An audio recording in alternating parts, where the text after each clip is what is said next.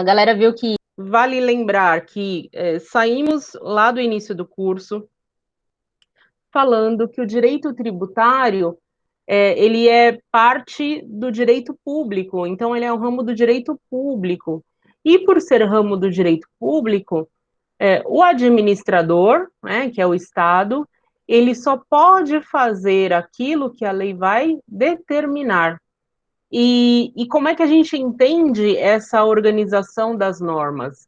A partir daquela ideia que vocês já estão carecas de saber, da hierarquia das normas. Então, nós vimos que, pela hierarquia das normas, que é um modelo, né, teórico, criado a partir do trabalho do Hans Kelsen, a gente tem 3 estratos de normas para organizar essa hierarquia, sendo que no topo estão as normas da Constituição, no meio as leis, embaixo as normas infralegais, não é? Então, os autos de infração, as sentenças, aqueles acordos extrajudiciais que são feitos, né, com o devedor, tributário, né? Porque a gente está falando de tributo aqui, então, normas infralegais.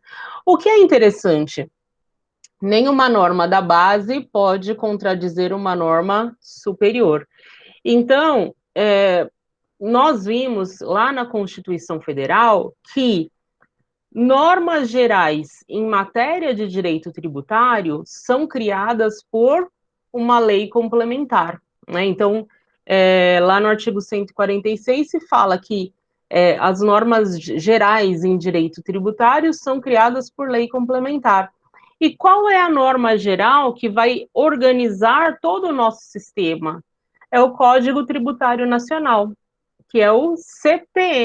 Ótimo. E o que fala o CTN? Ele vai dizer para nós, por exemplo, que é tributo.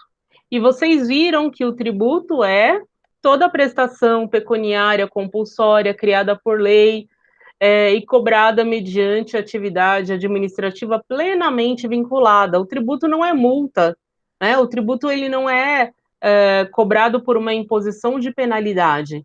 Tudo isso está lá no artigo 3º. Ótimo. Aí a gente viu também na aula anterior, na aula passada, o que são essas normas, não é, que organizam o sistema.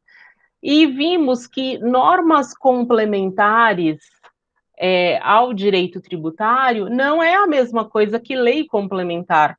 Então, dentro das normas complementares, nós temos leis, mas nós temos os decretos, as portarias, as instruções normativas, os tratados internacionais, né? E esse mar de normas é organizado dentro do que diz o próprio sistema do direito. Como assim?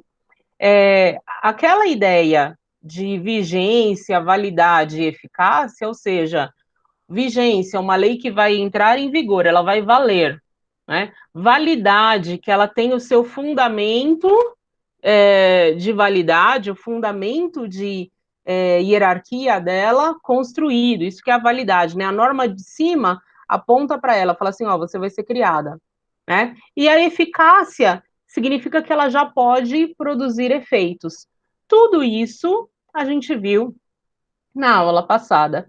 E hoje a gente vai começar a entrar nessa teoria do direito tributário que vai ajudar vocês a compreender mais como funciona todo esse quebra-cabeças, né?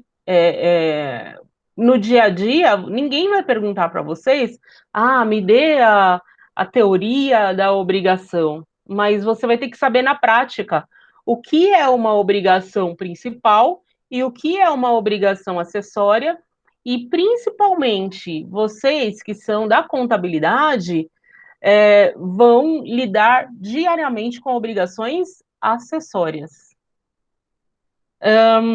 E aí, antes da gente ir para o texto de lei, o que a gente pode falar? Que a obrigação principal é aquela obrigação de entregar dinheiro ao fisco.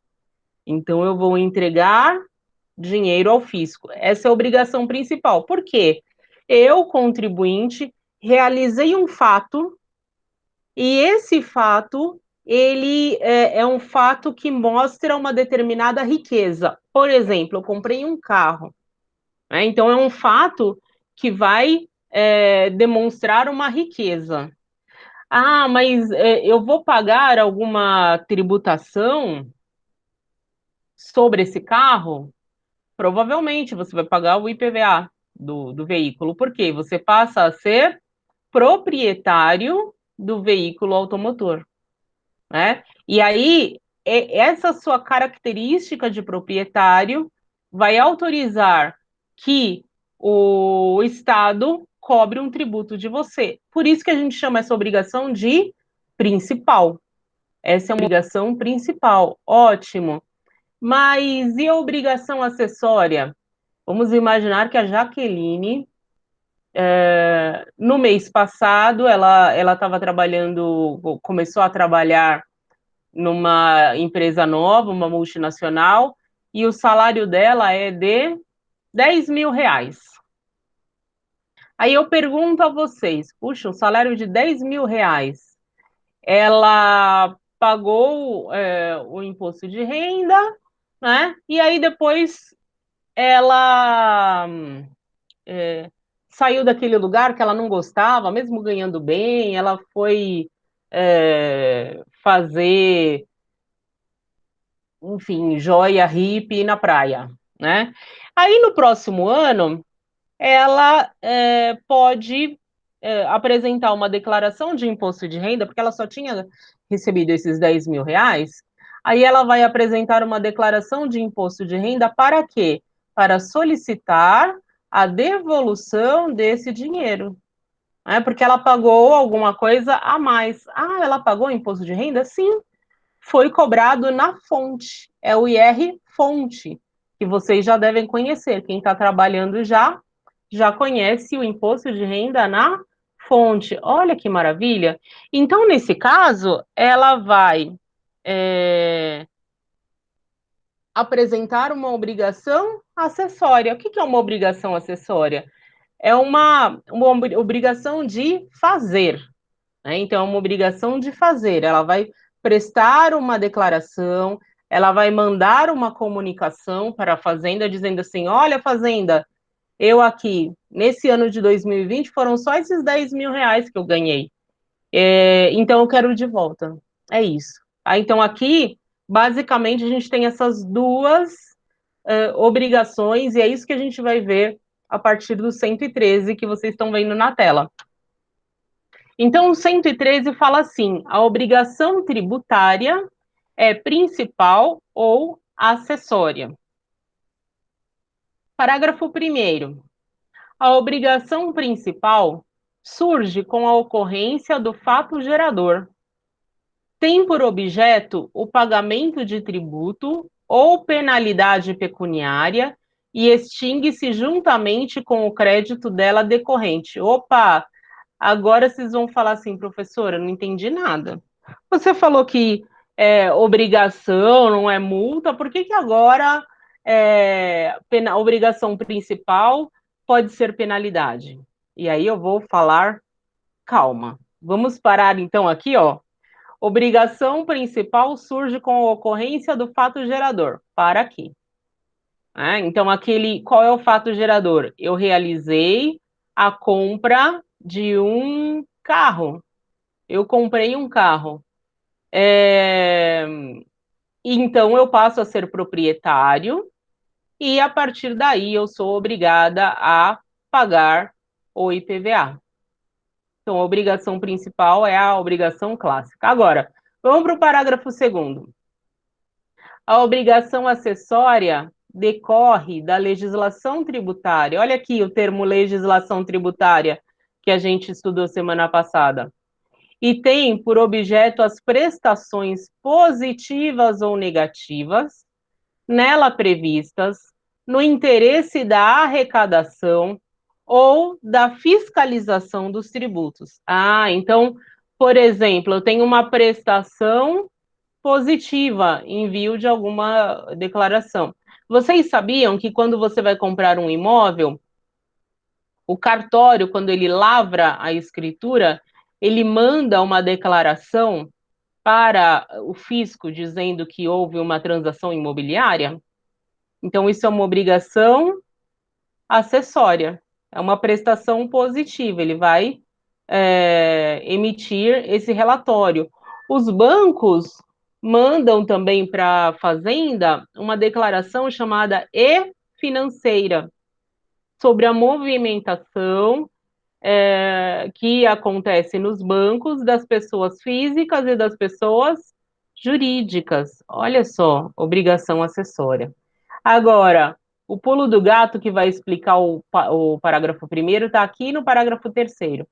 A obrigação acessória, pelo simples fato da sua inobservância, ou seja, o fato do descumprimento dessa obrigação acessória, converte-se em obrigação principal, relativamente à penalidade pecuniária. Então, eu descumpri uma obrigação de mandar a minha declaração de imposto de renda, por exemplo.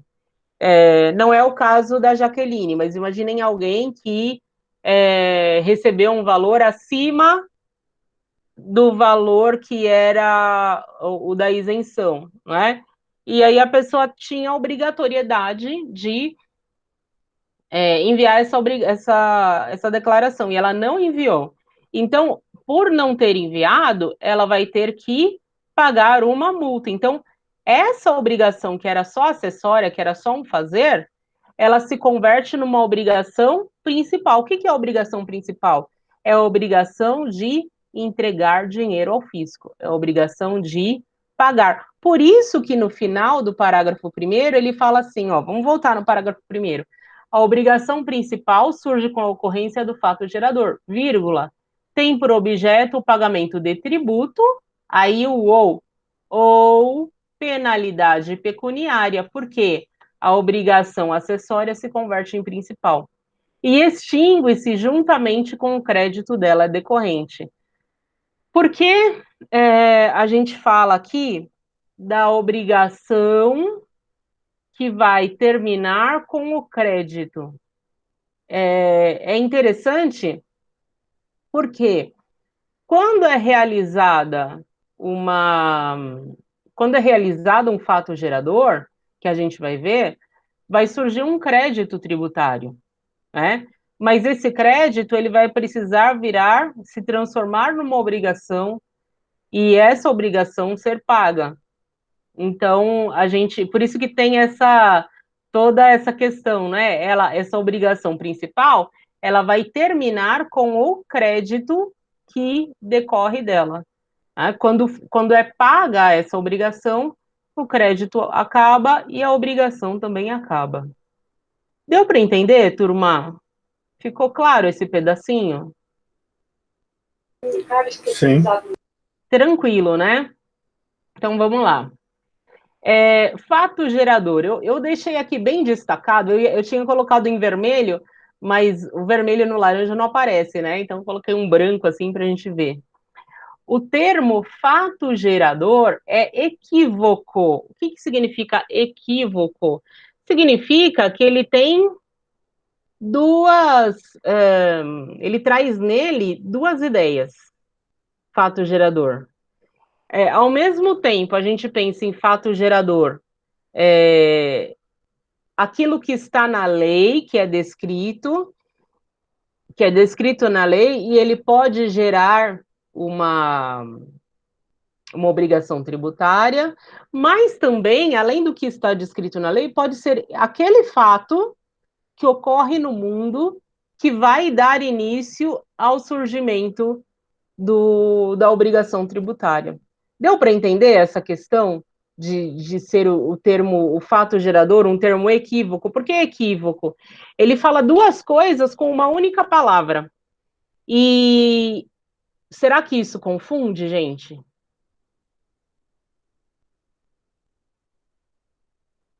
Será que isso confunde? Para quem está estudando, para quem está buscando aí uma informação?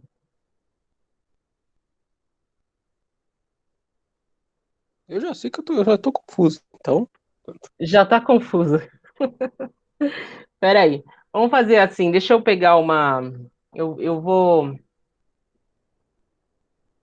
tirar aqui dessa telinha e eu vou mostrar para vocês o meu a minha lousa. Vamos lá para a nossa lousa. Dizem que o negócio tá melhorando, né? A coisa vai melhorando. Vou pegar minha caneta aqui.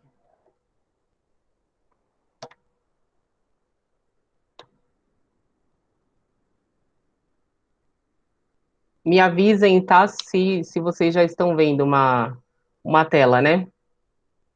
Então, quando nós pensamos em. Opa! Vou colocar aqui. Em fato gerador. Por que eu falo que é equívoco? Porque eu tenho duas coisas. Uma coisa é a previsão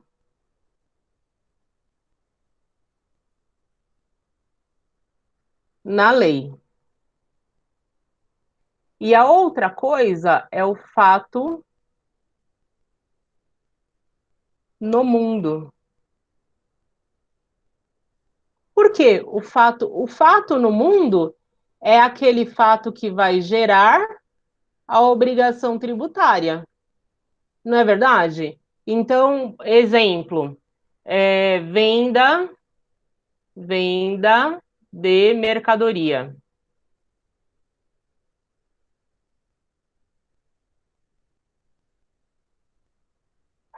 O que essa venda de mercadoria vai gerar? A obrigação tributária do ICMS, certo? Agora, eu tenho a lei do ICMS. É essa lei que vai permitir a geração de uma obrigação tributária. Por quê? Se eu não tivesse a lei, não poderia haver essa previsão. Deu para entender? Por isso que eu falo que ele é equívoco. Equívoco. Deixa eu vou criar aqui um outro e vou salvar como. Deixa eu ver, nova pasta. Fato gerador. Obrigação tributária.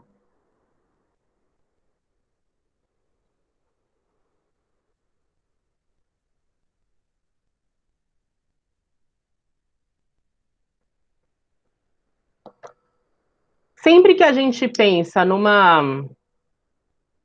direito, a gente tem duas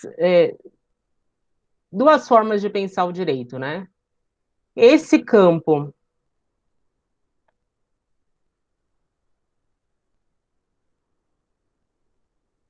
que é o dever ser,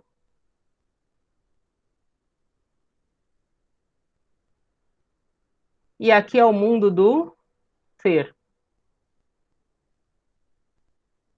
Nossa, agora a professora vem com filosofia do direito. Meu Deus do céu. Socorro. Calma, que a gente já vai é, pensar aqui. O dever ser, o que eu tenho aqui? A lei. Então, por exemplo, a nossa lei do ICMS, certo? E o que eu tenho no mundo do ser? Eu tenho os fatos. Ou seja, quando acontece algum fato, esse mundo do dever ser vai se comportar como uma nuvem. Olha só que legal. Deu até vontade de cantar uma música, né? Ah, uma nuvem que passa. Não, vou parar de cantar. Exato, o fato, ele só vai poder ser tributado, esse fato só vai poder ter cobrança de tributo se eu tenho uma lei antes. Se eu tiver uma lei aqui, tá fechado?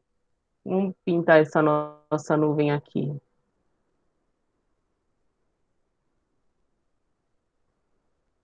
Eu tenho a nossa lei aqui.